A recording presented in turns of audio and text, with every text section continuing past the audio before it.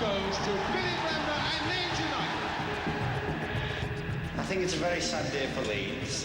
I think it's slightly sad for football. This is an adventure, and I hope it can go a long way as an adventure.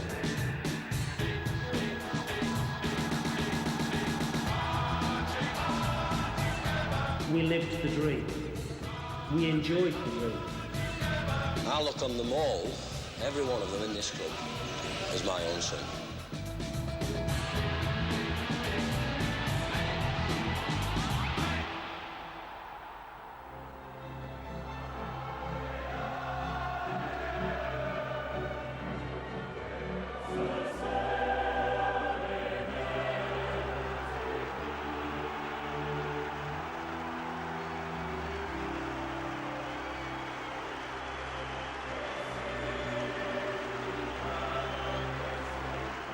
May the 2nd, 2001. Leeds United take on the Spanish side Valencia for a place in the final of the UEFA Champions League.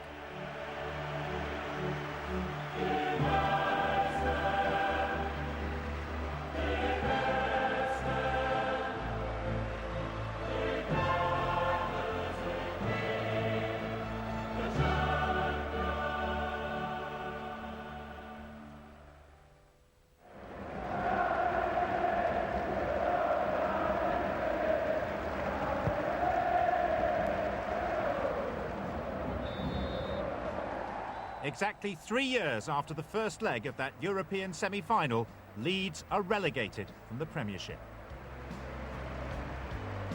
From Valencia to Bolton, 4 of the players who featured against the Spaniards are in the side thrashed 4-1 at the Reebok Stadium. It's the culmination of some of the most turbulent years that any football club has ever had to endure. Only by making the right decisions today can we rekindle the dream once again in the future. It was a bit like what's happening, and the soul is getting ripped out here. The part that we let ourselves down at is the title of the book.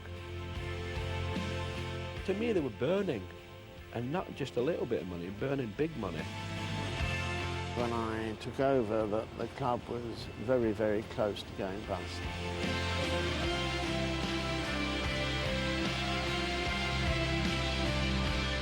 There was a malaise about the place and a defeatist attitude, and I couldn't shake it out of them. The famous meeting in the hotel, I mean, that was just a farce. Onward together. These guys rescued the football club. I'm not a rapist, I'm not a paedophile, I'm not a murderer. When Jeffy come back, you knew there was going to be some adverse publicity for the football club. This season has been the worst experience I've ever known.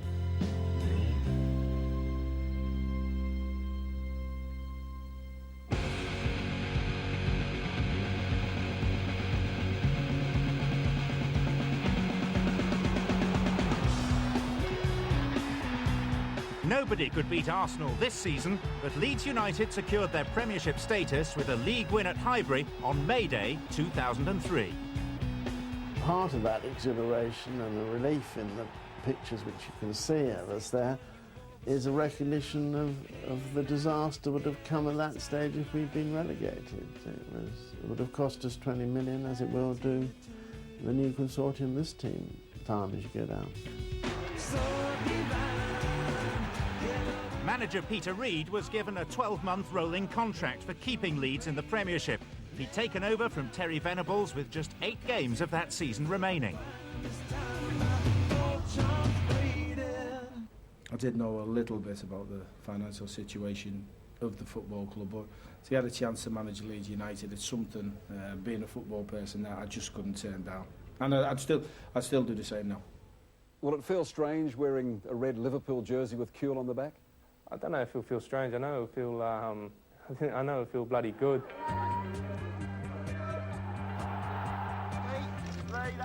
After the massive player exodus during Venables' reign, another star was on his way in the summer, and Harry Kuehl ruined his once excellent relationship with the Leeds fans as he and his agent received a large chunk of an already scaled-down transfer fee.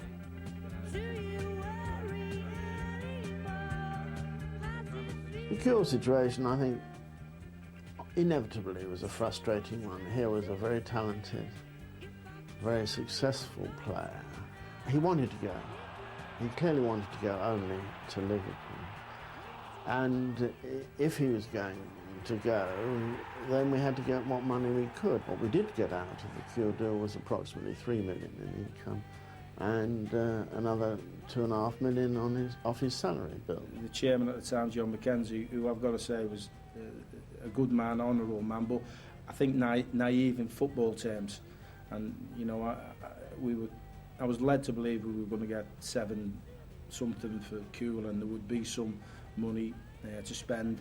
Harry wanted to go to Liverpool. He ended up going to Liverpool. So I suppose for Harry and his agents, I think it's worked out all right for them. But for Leeds United didn't get enough money out of that deal. I would have much rather had somebody with much greater experience leading on the negotiation side of our football deals. But because the aces were not in our hands, it was not as if we'd been a relatively rich club, we could have said, fine, stay, play in the reserves to the end of the season, and you've got a season to go, we'll see really whether you don't want to go for a better value for us. But you can't do that in the circumstances of the financial position we're in. Cheers, thank you. There he is, super bloke Harry Kuehl, and despite some reports here and in England, there was no money paid to Harry for that interview, not a single cent. He just believes in keeping his word, some good old-fashioned values.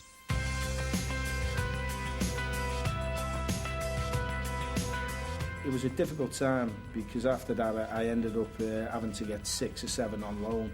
You know, Jody Morris on a free, Pennant on loan, Rocker Jr. It didn't work out, and the French boys. I had people lined up. I talked to people, Patrick Berger. I mean, if I'd have got any spare money, I'd have gone for the likes of Michael Brown. But all of a sudden, at the end of that pre-season, it was sort of panic.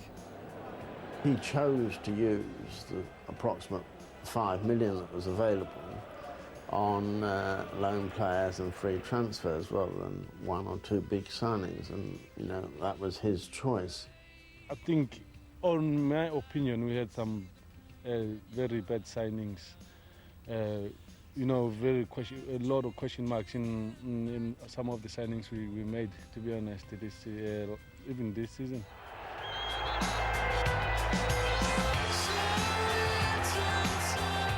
Signing Jody Morris certainly didn't work.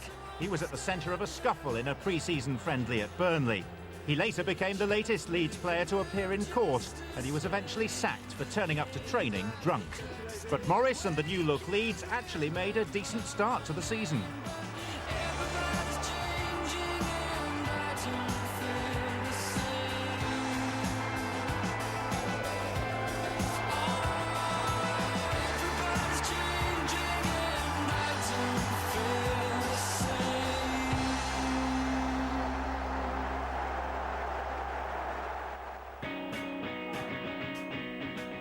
After an encouraging draw with Newcastle on the opening day, their first win came a couple of weeks later at Middlesbrough. But soon things were looking pretty dire for Peter Reid's side. They conceded 10 goals without reply in their next 3 games.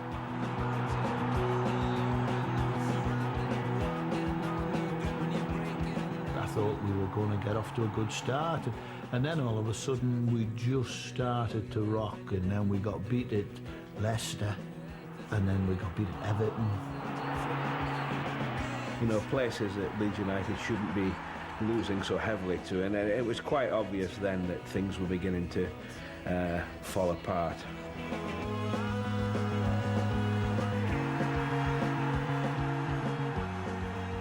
It's not often I get a goal, so I'd hoped, you know, someone was looking after me tonight. Unfortunately enough, they were. Not often you get a goal, don't you mean never? Yeah, never. Probably never again as well. The drama of goalkeeper Paul Robinson scoring in Leeds' Carling Cup win against Swindon did nothing to ease the pressure on Reid. The board actually consulted the fans as they decided whether to persevere with him. And then there was the most public of private meetings. The famous meeting in the hotel, I mean, that was just a farce. Peter didn't want a meeting, we'd obviously got to talk about it either at the training ground or at the club, although we could have handled that and controlled that with the media much better. And sadly, his or my car was followed to the hotel which he suggested we meet at, and that's how it all fell apart. John didn't know how to handle that situation. I think that showed it. I think there was a lot of pressure from the bondholders. We all know about that. And I think sometimes the decisions were taken out of John's hand through financial pressure from these people. And I think that I just felt that he wanted me to resign. I've never resigned in my life, and I never would do. It's dirty washing again, isn't it? So it's in public eye with Leeds United, should keep it private for me. Of course, that's not the way I would want to treat anybody, and I would learn from that and hopefully do it different if it ever happened again. The whole embarrassing affair won Reed sympathy and support amongst the fans, and the side responded with a win against Blackburn. But a month later, Reed was out of a job and at rock bottom. Do these want me to break down and cry here or what? Still, please. In 5, 4, 3, 2.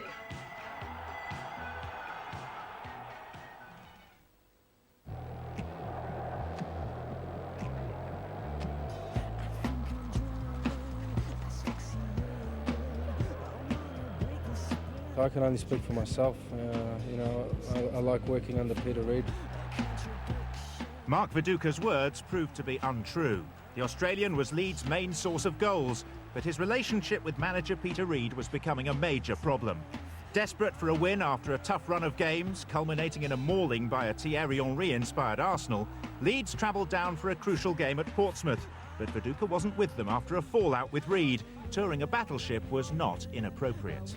Viduka come in and wanted to move. I mean, asked for the move, but didn't want to put it in writing. And I lost him. And here and now I'll stay down. Mark Viduka is a fantastic footballer, but he didn't want to be at Leeds United. So that was a problem. I mean, I think we played a game at York and he kicked the lad after 10 minutes, and the referee was brilliant. I think it was Mr. Kane at the time who got a bit of stick from the FA, but he did fantastic. I had to haul him off, and I knew then it was going to be hard. It wasn't just the only fallout Peter was having. He'd also had he'd had the one with Batty, hadn't he? There'd been few fallouts, and to me he looked like a guy. Now he might say it wasn't, but at that time I think he thought, "Oh, get me out of here! I've lost the plot. It's all gone." When a player comes in late on regular occasions, and other players are looking at you, I think the manager has got to decide who's the manager. And if that's called lost the plot, well, Mr. Lorimer was right. But I think I've been a manager a little bit longer than Peter Lorimer. I think so, anyway. I think on that side it was up to the manager, to be honest, to really clamp him down, to be honest, just to make sure that he disciplined him well. But I think they did get him to a point where I think he realised that, even the team needs him more, and he needs to be, especially with the young players at the club, to be an exemplary. So the situation was difficult for us. We were right down at the bottom, and we need everybody together. We don't want players pulling all different directions. So with Viduka, we knew what quality we've got with him. And we know as well the other side of Viduka, when he's not up for it, or he's dragging his feet to the training ground or whatever. But I think we just accepted him.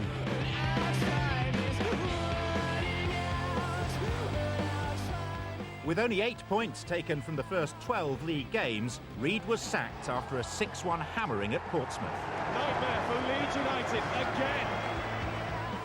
Well, I knew I'd gone. I mean, you don't get beat to 6 at Portsmouth to keep your job. It's not great at the minute. I mean, we've had The lights were about to go out on Peter Reid in more senses than one. Players competed well, but we caved in at Portsmouth, and that was possibly my lowest moments in football. Yeah. Do these want me to break down and cry here or what? Stay still, please. Okay, in 5, 4, 3, 2. I think a lot of the players are drained. A lot of them are drained for what happened over there. But certainly, I mean, there were players who were on an awful lot of money, who I didn't think, and I tell you what, I bet you if you asked them as well, and they were honest, they didn't give value for money. I just thought there was a malaise about the place and a defeatist attitude, and I couldn't shake it out of them, and that was my job, but unfortunately I couldn't do it. Meanwhile, the condition of the football club itself was as critical as ever before. Annual losses of £50 million and debts of £80 million were announced, and Professor Mackenzie was soon out of the picture after failing to secure investment from an elusive Leeds supporting sheikh. New Chief Executive Trevor Birch was working frantically behind the scenes, haggling for time with the creditors as the club desperately searched for a buyer. As for the players, they eventually agreed to accept a wage deferral. Things got very worse when we had to think about deferrals at the bad time, to be honest. Well, we have football to play, which was really a bad timing, you know, to get into those discussions, which really brought the morale and the spirit down. To lift the spirits, the club had brought back a Leeds legend, former player, manager and coach Eddie Gray as caretaker boss. His first move was to bring Mark Viduka back into the fold. Peter, fine, Mark, you know, that's fine. I didn't even ask him about that. We never spoke about that. I just says to Mark that the club were going to need him, which I felt was true. And Gray went back to basics, fielding fewer of the new loan players. The players looked pretty low, and I just felt that if we could get back to the players that knew a little bit about the tradition of the club and what the club meant, it might help. At first, it did. After defeat in Gray's first game, Leeds won at Charlton. Then they bridged the ultimate Premiership cash chasm with a draw against Roman Abramovich's Chelsea All-Stars. And they left it late in a dramatic win against Fulham.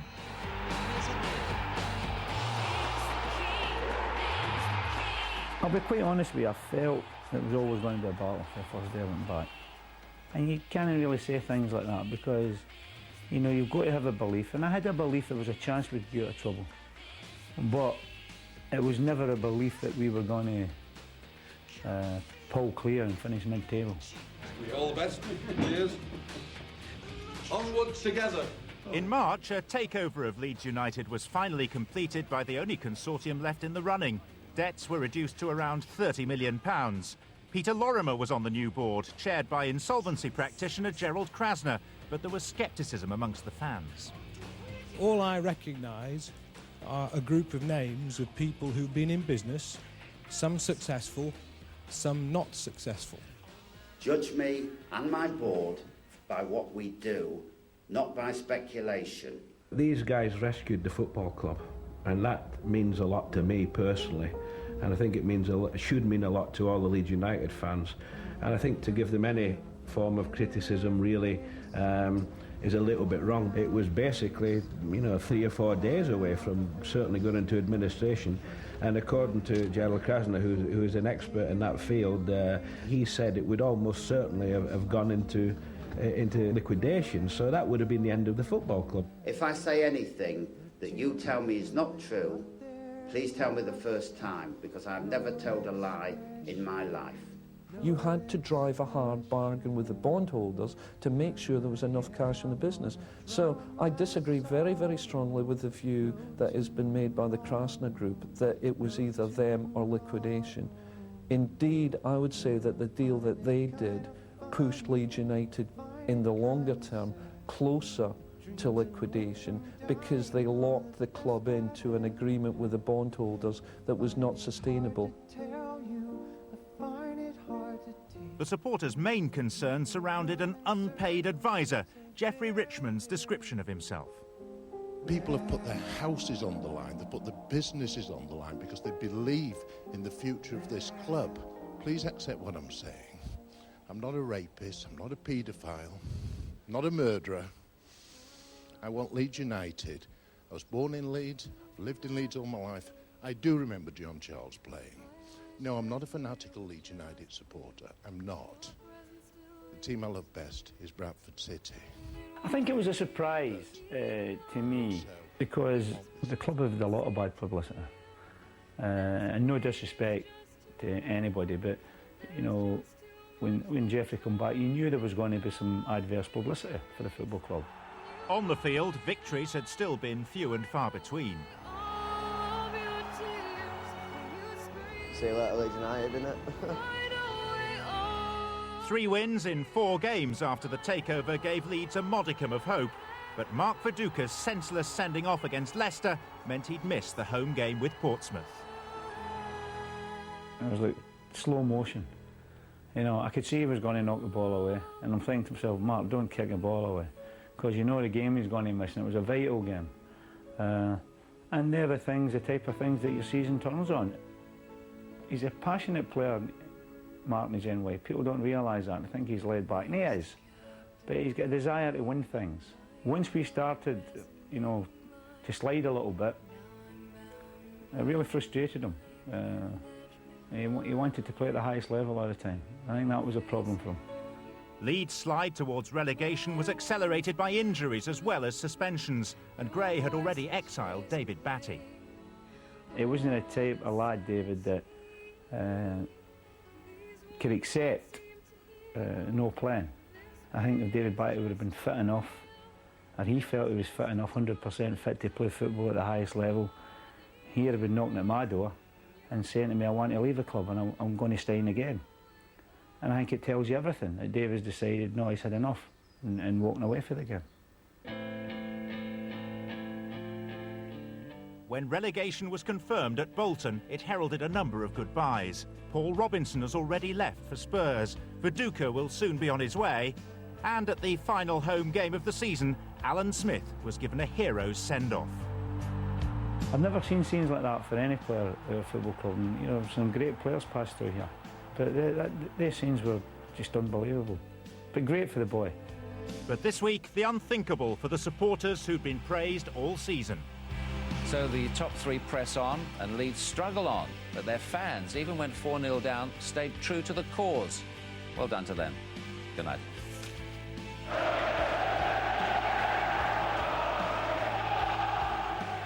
Not once in this season did the crowd turn on anybody. They were 100% behind them. So I get a bit disappointed with people when they don't roll their sleeves up and do battle, and especially for Leeds United. Been here long enough with the club to know when the players are really up for it, you know, or when the players are just messing about, you know. But now it's time to look to the future, whatever that may hold. Yesterday, Kevin Blackwell was appointed as Gray's replacement. I think whoever come in has got to... It might take them a couple of years, and they might have to start afresh. You just hope that it's not too long before the club bounces back. OK, it may not, we come back in 1 year, but I would like to think we'd have a team that would be in contention. You know, your Man United and your things like that, they've gone, but we'll get them back one day.